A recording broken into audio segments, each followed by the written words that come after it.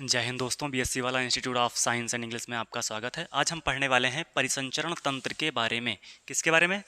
परिसंचरण तंत्र के बारे में, सर्कुलेटरी सिस्टम।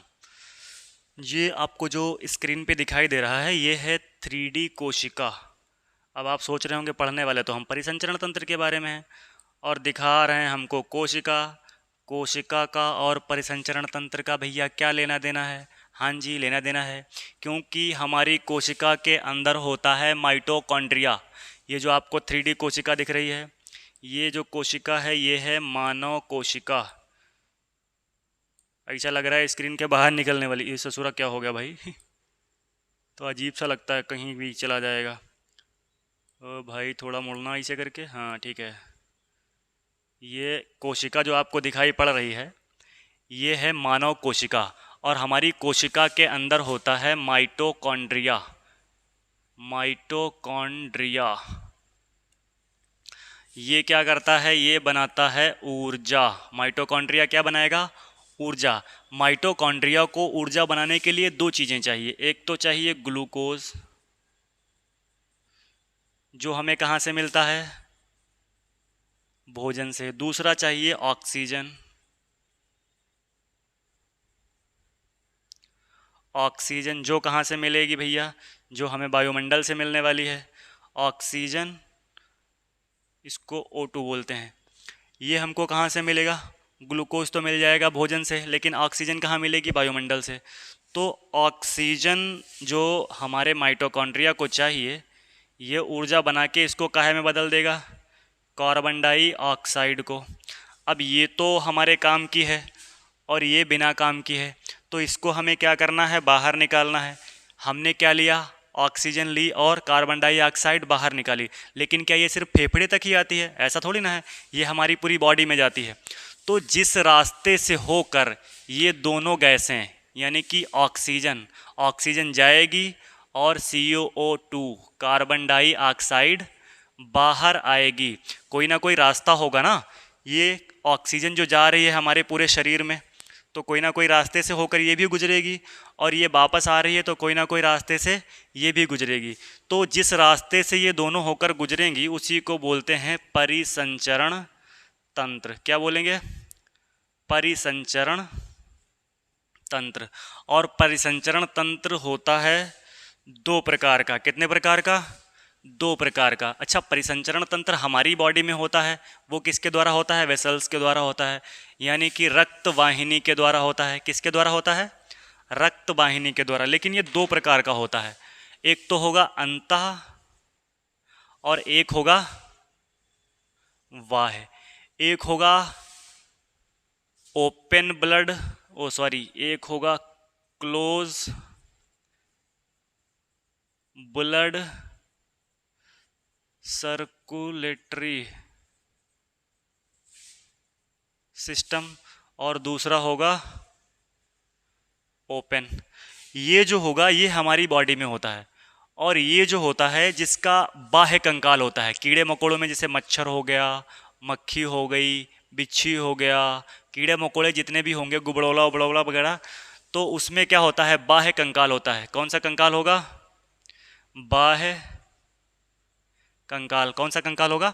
बाह्य कंकाल। तो जिन जीवों में बाह्य कंकाल होता है उसमें ओपन ब्लड सर्कुलेटरी सिस्टम होता है। कौन सा होता है? Open blood circulatory system. यानी कि कीड़ा होता कैसा? ऐसे ये पैर दे दो इसको ऐसे करके, और ये ऐसे करके मुंह बना दो इसका, और इसके बाद ये दो चार टांगे इसी, तो ये डंक कैसा निकाल देगा। तो यहाँ क्या होगा? ब्लड ओपन होगा। इसमें कोई वेसल्स के द्वारा नहीं होगा, इसके पूरे शरीर में भरा होगा ब्लड, और ये इसका कवर होगा ऐसे करके। इसी में पंख अंग दिए होंगे उड़ने के लिए। ऐसे ये चलता है और खाता पीता है। तो इसके अंदर कौन सा है? Open blood circulatory system. तो ये कहाँ होगा? जिसका कंकाल बाह्य कंकाल होगा उसमें होगा ओपन ब्लड सर्कुलेटरी सिस्टम, और जिसका कंकाल होगा अंतः कंकाल उसमें होगा क्लोज ब्लड सर्कुलेटरी सिस्टम। तो परिसंचरण तंत्र किसके द्वारा होता है? वेसल्स के द्वारा। तो हमारे शरीर में वेसल्स होती हैं दो टाइप की। कितने टाइप की? दो टाइप की। ये तो हमने समझ लिया कि परिसंचरण जो होता है वो दो प्रकार का होता है। एक होता है ओपन और दूसरा होता है क्लोज। अब हमको ये देखना है कि हमारे शरीर में होता है वेसल्स के द्वारा, किसके द्वारा होगा? वेसल्स के द्वारा। लेकिन ये भी तो दो टाइप की होंगी ना, ये होती हैं दो प्रकार की। वेसल्स कितने प्रकार की होंगी? दो प्रकार की। कि एक तो होगा धमनी,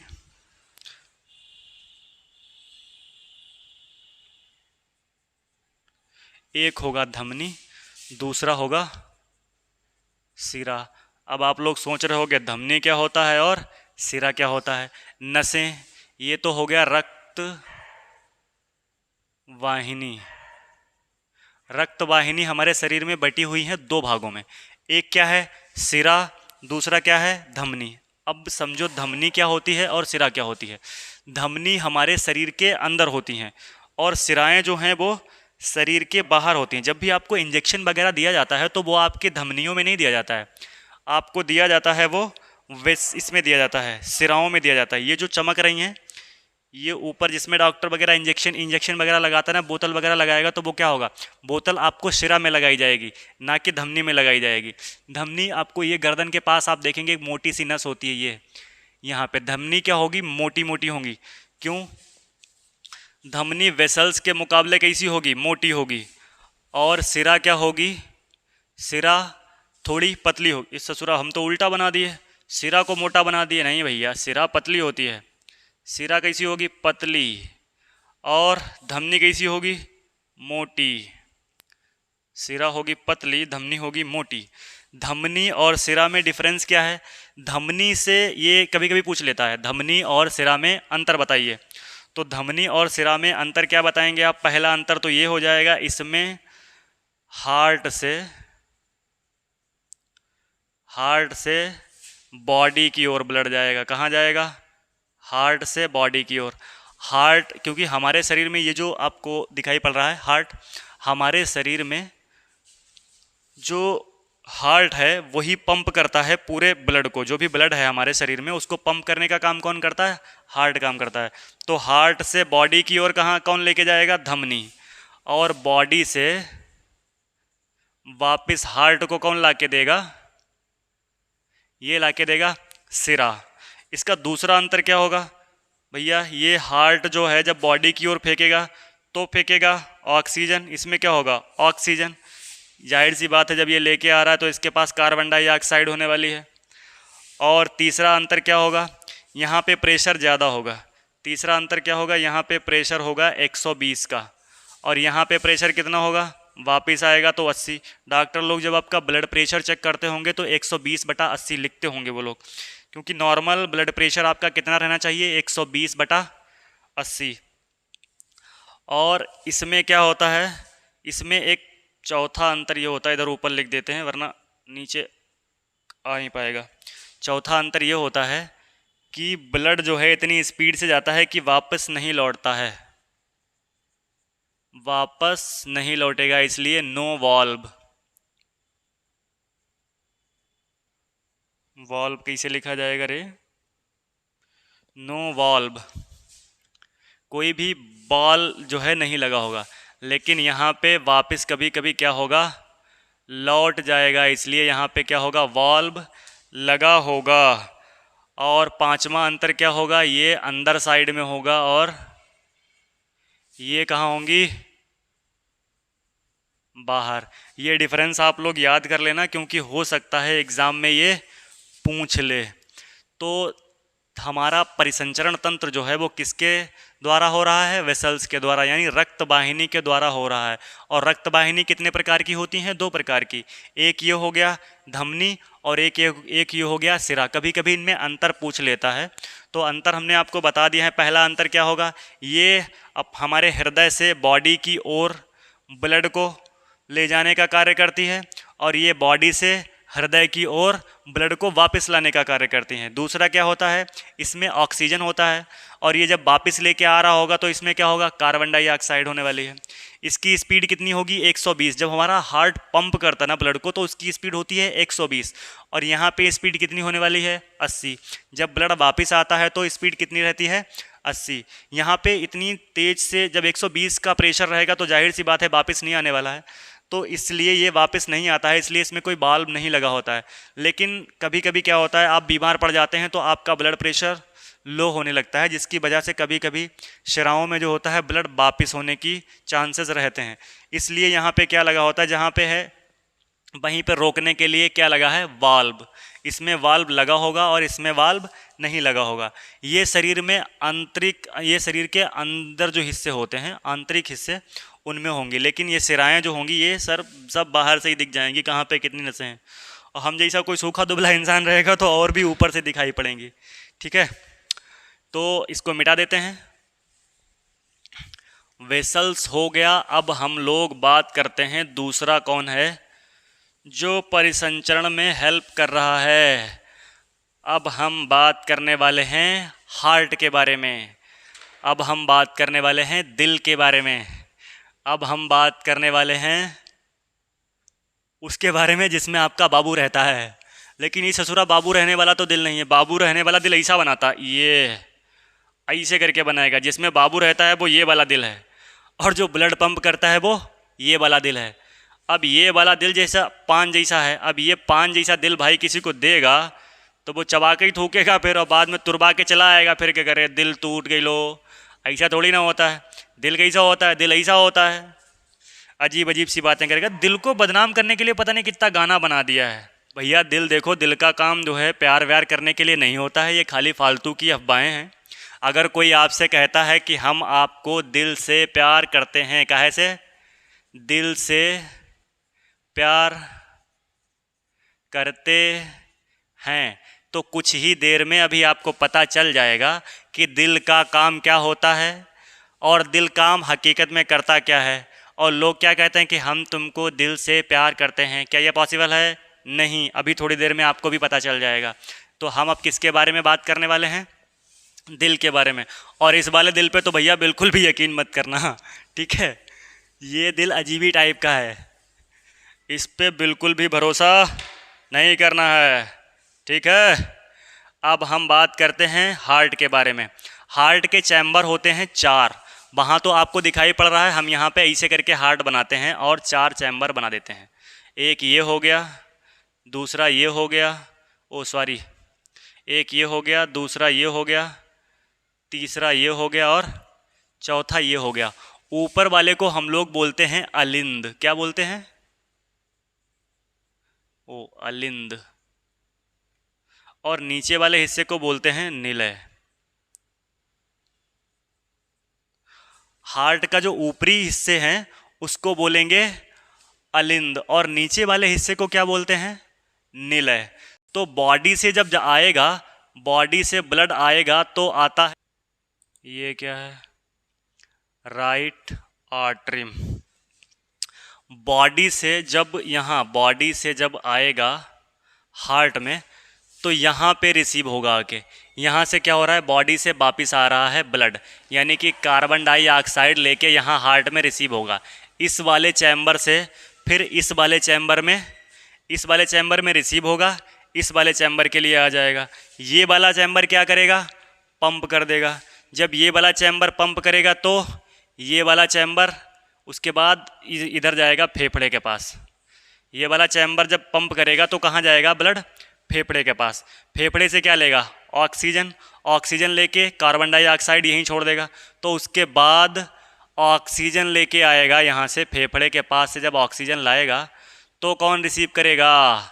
तो ऊपर वाला जो है, इधर देखो, यहाँ आया बॉडी से, और उसके बाद नंबर 3 पे ये है बॉडी से जो आया है उसके लिए भी एक होगा रिसीविंग चैम्बर, एक होगा पंपिंग चैम्बर। तो रिसीव हुआ था उस वाले चैम्बर में, अब यहाँ काहे के लिए आ गया है? पंप होने के लिए। ये पंप किसके लिए कर देगा? फेफड़े के लिए।